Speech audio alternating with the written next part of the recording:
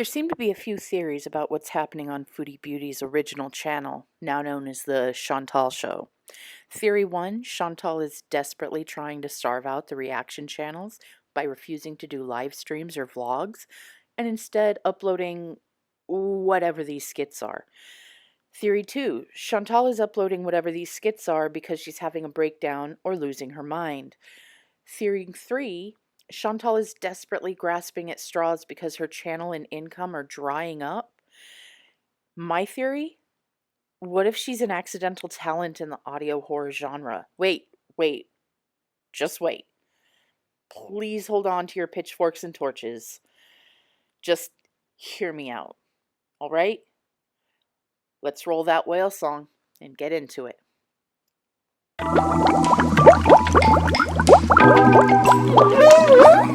Everything on this video is my opinion or personal life experience. Nothing I say is meant to be medical, legal, or life advice for anyone, anywhere, ever. Clips I use are protected by fair use, so kindly grab a cocktail, a mocktail, or a handful of grapes, and let's do whatever it is we're doing. I feel like this video is going to require yet another disclaimer, so I am not a fan of Foodie Beauty. I don't respect her, and I abhor her choices and actions and lies upon lies upon lies. As a person who lived in their car for a while looking for housing that would accept my pet, as a person who's had to make the heartbreaking choice to let pets go, to be rehomed in some cases, or over the Rainbow Bridge in other cases, the sole concern in every situation when you choose to take on the care of another life, may it be children, pets, an elderly parent, or a loved one, if you've made yourself responsible for another being, that life is your priority. You make the best decisions to ensure the best life for that living being. Maybe it's letting them go to a new home, to a new plane of existence without pain. Had Chantal taken the time and money to give basic care to her two cats, I would still be hopeful for her. Had Chantal taken the opportunity to give up her cats so they could receive basic care, I would still be hopeful. If she had even once considered her cat's well-being before her immediate desires, I would still be hopeful. But none of those things happen. So while I may sometimes have positive comments and takes on Chantal, until or unless she can grow enough to take real ownership of her actions and the consequences of her choices, honestly, may she reap what she sows. Are we good? Cool. So, while I've mentioned this before, I'm new here, so it's not like it's an established thing. I realize I'm gonna need time to, back up my self-proclaimed reputation in this situation, but I'm a bit of a horror nerd. I've written multiple academic papers focusing on the socio-political commentary found in horror movies, stories, and arts. I've written for horror magazines, both editorial and fictional, websites, journal publications. Long story short, I am not a qualified expert in all things horror, but I know my stuff. Coming at it from that particular angle, I've got probably the ultimate unpopular opinion in gore world. Ready? Chantal's skits might have the potential to be turned into actually good horror clips or short films or skits or quick fic, whatever. At the very least, an entry into the old Spike and Mike's Twisted Animation Festival. And it's been a while since I've been to one of those. My first one was in 1994. I wonder if they're still touring. Editor Lainey here. They are not touring. Okay, the first one that she released, she called Gnarly Burger, which I heard from other sources, other reactors, is I guess a Fortnite thing. I've seen nieces and nephews play Fortnite. I have no idea what it is. But anyways, so apparently Gnarly Burger is some Fortnite reference. Overall, this is actually my favorite, and this is what kind of gave me the hypothesis that this might have some potential. The things that I like, her initial scene of the outside of the restaurant actually sets the scene. It manages to come off as dark and weirdly dingy, the kind of place that wouldn't surprise you if it got shut down for food safety violations. I also like the overall story arc. A creepy dude comes onto a woman, the woman dodges, and the woman takes revenge. I mean, this is no I spit on your grave, but I like the vibe.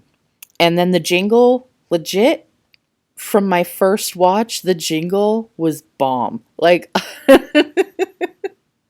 I did a whole bunch of Googling to see if she got it from anything. And maybe my Google foo isn't that great anymore, but I liked it. And I didn't find it as a reference to anything. So if you found it or if you know it's a reference to something, do me a favor and please let me know in the comments because I don't really want to give her the credit for something that was so actually freaking amusing and fun. Um we are not liable. Anyways, yeah. Yeah, so those were the things that I like. Um the things that I dislike. All right. That that she uses as the customer's voice, this is awful. This is an unpleasant sound. Maybe other people like it who, everybody who actually gets like ASMR reactions, they react to different things, and that's understandable. For me, it's awful, especially through earbuds. And then with the low BMI voice she uses for the fast food worker, it's extra jarring. Give me some like Charlie Brown wah wah wah wah wah wah wah wah wah wah wah wah, or like a muffled phone call effect, like when you're watching a anything and somebody's talking on the phone and you hear the on the other line or something where you can't make out the words but you obviously can tell it's through a phone. I mean, ugh.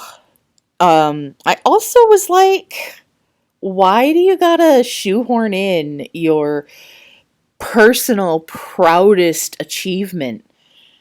You caught a husband. You've got to shoehorn him into it awkwardly. Like, come on. Like this could have been better. I mean, you could poison the customer on your own. You don't need to threaten him with your husband. What else did I dislike? Yeah, literally everything else. Everything else. Yeah. All right. So, the next one that she released is called Awful Waffle.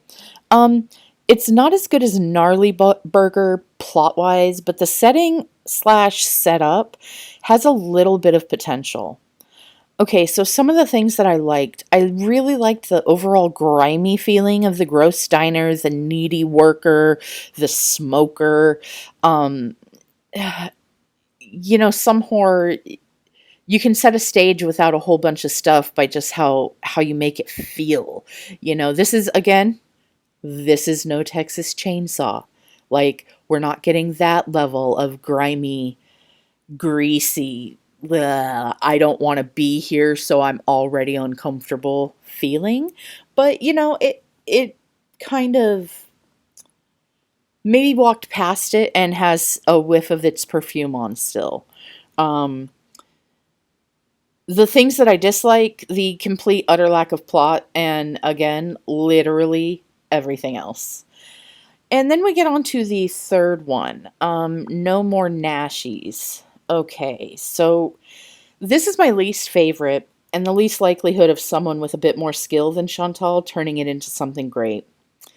So, what did I like about it? Um, this seemed to be the closest, most self referential of her skits. Maybe she's trolling us. Is she trying to use some self deprecation to seem in on the joke? If so, if she's doing this intentionally, then it would be immediately more entertaining, right? Who doesn't like a celebrity or a internet figure who's humble enough to be able to joke about themselves? Now, real talk, I know that's not a possibility, right? I know. I know. But if that was the case, then it would be more entertaining. The way she reacted in her comments to people talking about the Nashi skit and bringing up the bunny, it shows that she is not self-aware and she's not self-deprecating and she's nowhere near humble enough to joke about herself. Yeah. Confidence is hella attractive, Chantal. Fake it till you make it. Give it a go. Um, she did seem to put some actual emotion into it as well. Um, the customer's plight felt really sad and depressing. Um, she's obviously referencing her own food addiction with this customer's Nashi's addiction, right? And then, of course, there's the roadkill bunny under her tire. Again, this would have been really effective as a skit, as like a personal, almost vlog type thing, if she'd owned it. But she did it. Nobody's reaction was to immediately tee hee hee, aren't you clever? And she lashed out. Like, just take a minute, sit with that feeling, breathe it in, and be okay with it. Be okay with it. Things that I didn't like. Yeah, this is too like navel gazing indie drama. She doesn't really leave a lot there to even spark any sort of horror based creativity for me. And I can find horror in so many things. But yeah, so this kind of felt like a disappointing horror movie, honestly.